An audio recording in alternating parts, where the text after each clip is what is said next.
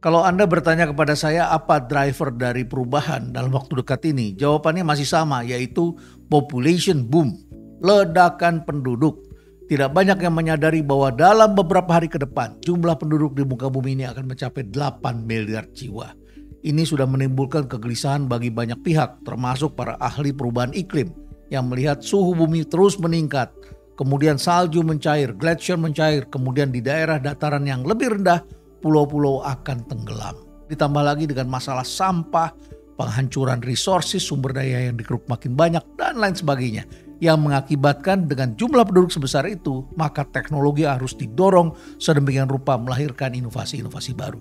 Supaya apa? Supaya kita bisa memperoleh resources, supaya kita bisa memperoleh makan. Dulu manusia cukup makan 1 kali 1 hari, tapi kini makan tidak cukup hanya 3 kali 1 hari. Kemudian juga jumlah kematian berubah. Ini mengakibatkan sekarang ini dikatakan lebih banyak orang yang mati karena kekenyangan daripada kelaparan. Nah, satu hal ini terjadi adalah karena jumlah populasi ini meningkat terus. Yang kedua, kita juga mendapatkan informasi, kajian-kajian baru menunjukkan bahwa dalam waktu yang tidak lama lagi, yaitu pada tahun 2023, jumlah penduduk India akan menyalip jumlah penduduk Tiongkok.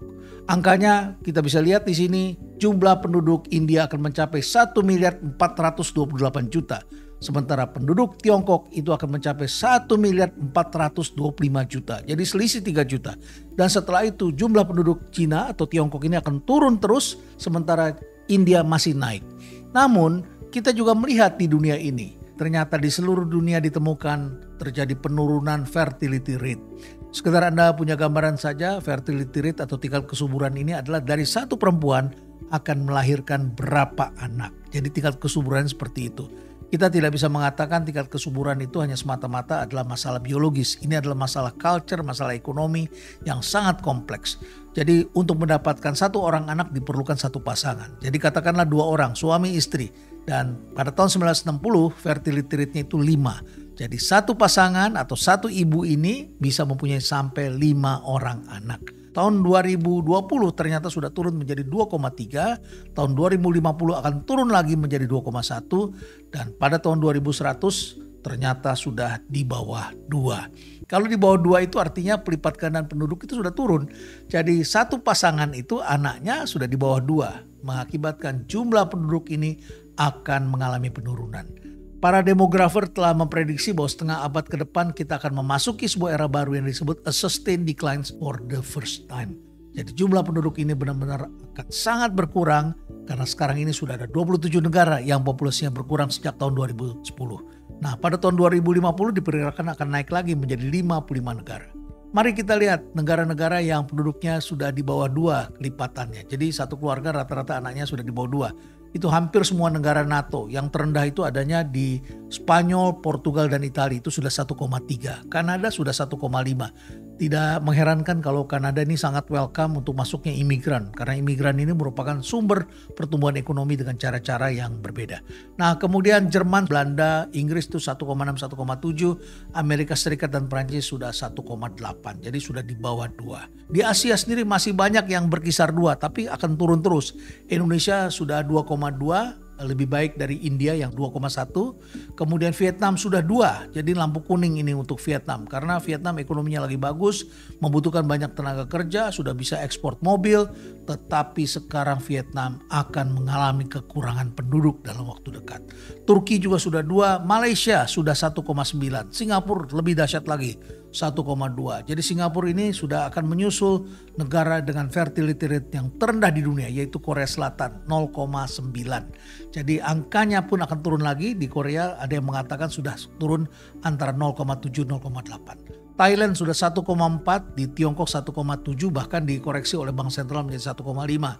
Dan sejumlah negara lain lagi adalah negara-negara yang ekonominya tidak begitu bagus tetapi angka kesuburannya masih tinggi.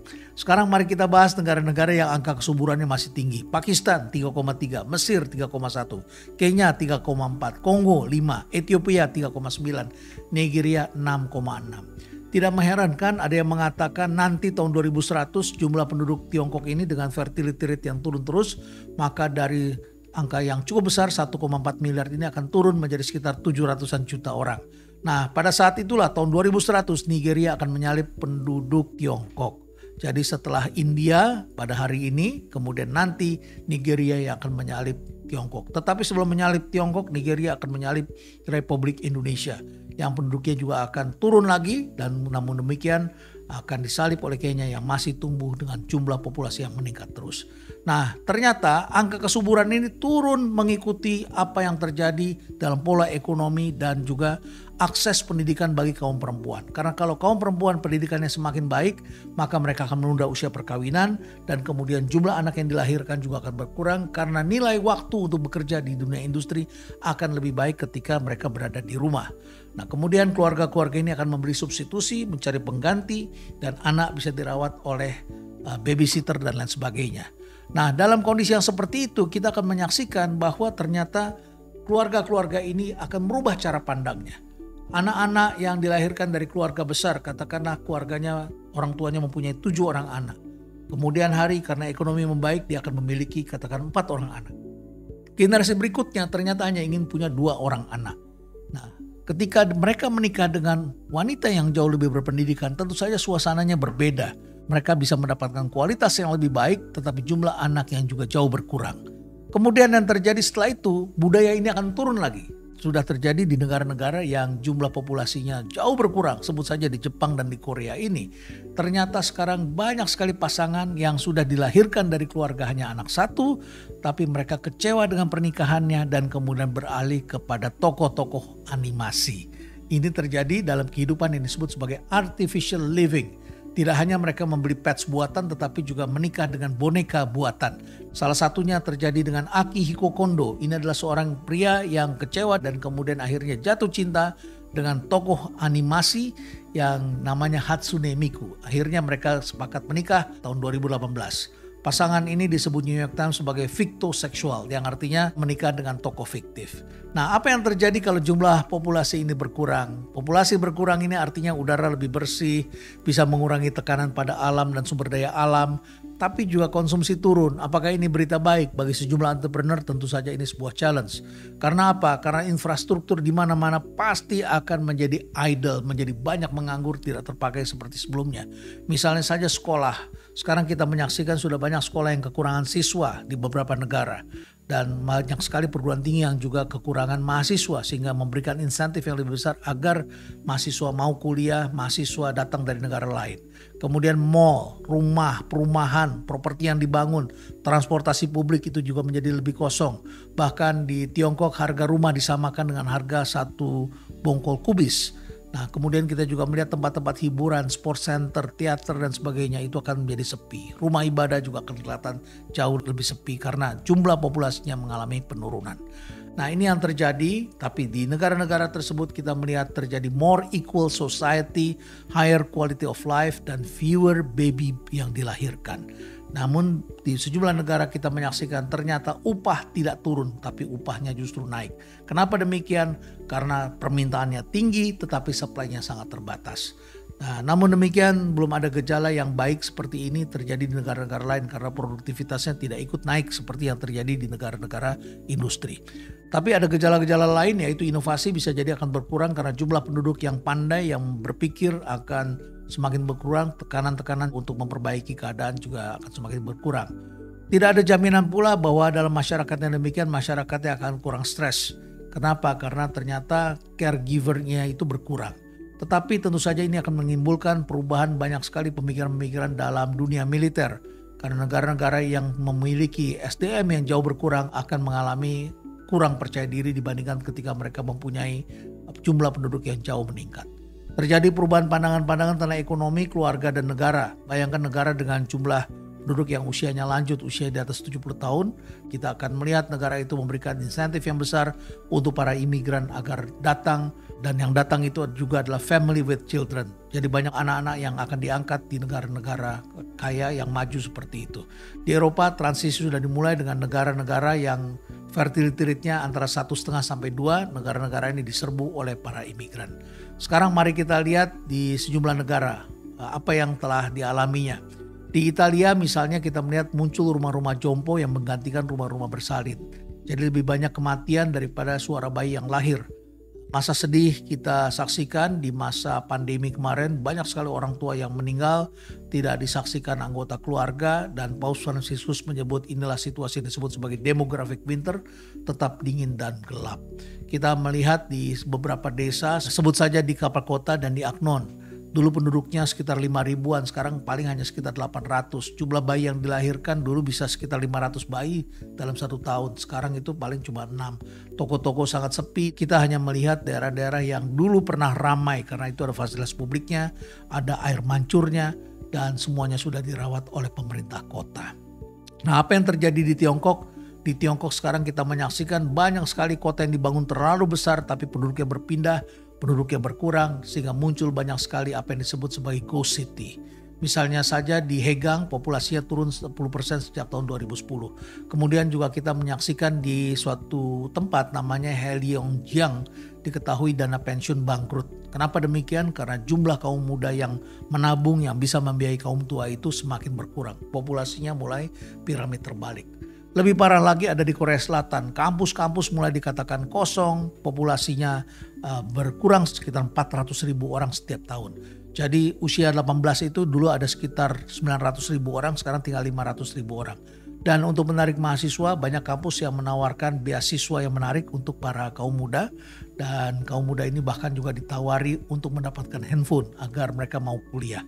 Kampus-kampus akhirnya tidak berhasil dan kemudian mereka minta merger. Nah, apakah pemerintah Korea Selatan ini kemudian berpangku tangan saja? Tentu saja tidak. Mereka memberikan program baby bonus, yaitu child allowances, medical subsidies untuk warga yang mau hamil, mau punya anak, kemudian diberikan cuma-cuma biaya untuk fertility treatment, mendirikan banyak taman kanak-kanak dan daycare center. Tujuannya apa? Untuk mempermudah keluarga-keluarga itu, karena sebelumnya mereka melihat taman kanak-kanak semakin berkurang. Ya sudah, pemerintah sediakan ada TK negeri, PAUD negeri dibikin di Korea Selatan. Bahkan juga ada di bangku-bangku di transportasi publik, Anda bisa lihat di situ ada kursi berwarna pink. Ini adalah kursi yang disediakan untuk menghormati para perempuan yang sedang hamil. Nah, ternyata bangku-bangku itu tetap kosong.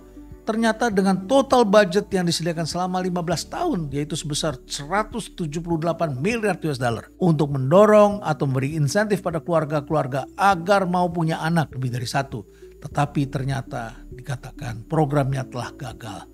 Ini berbeda dengan di Jerman, fertility rate naik dari 1,3 menjadi 1,54. Salah satunya terjadi di Leipzig, kota yang dulu sangat sepi sekarang sudah mulai kembali ramai karena fasilitas dan kemudian insentif berupa waktu yang bisa diberikan kepada ayah untuk juga merawat anaknya kalau istrinya melahirkan. Jadi diberikan waktu yang lebih panjang dan ternyata ini efektif. Padahal pemerintah Jerman sebelumnya telah melakukan demolisasi. Jadi gedung-gedung tempat perumahan yang idle itu cukup banyak daripada menjadi rumah hantu kemudian didemolish, dihancurkan. Dan kemudian sekarang dipakai juga untuk para imigran. Banyak imigran dari Ukraina yang tinggal di Jerman dan mereka mendapat kesempatan untuk dapat fasilitas seperti itu. Nah, orang-orang dari Ukraina yang masih ingin mempunyai bayi itu sangat dihormati di Jerman dan orang-orang tua di sana senang melihat ada suara bayi. Bagi mereka bayi itu adalah suara seperti musik. Jadi sebagai kesimpulan dari semua ini, apakah populasi yang turun itu akan lebih menyenangkan ketimbang kalau situasinya populasi meledak seperti saat ini? Ternyata sejumlah tokoh memprediksi bahwa keadaan jauh lebih buruk kalau terjadi demographic winter ini.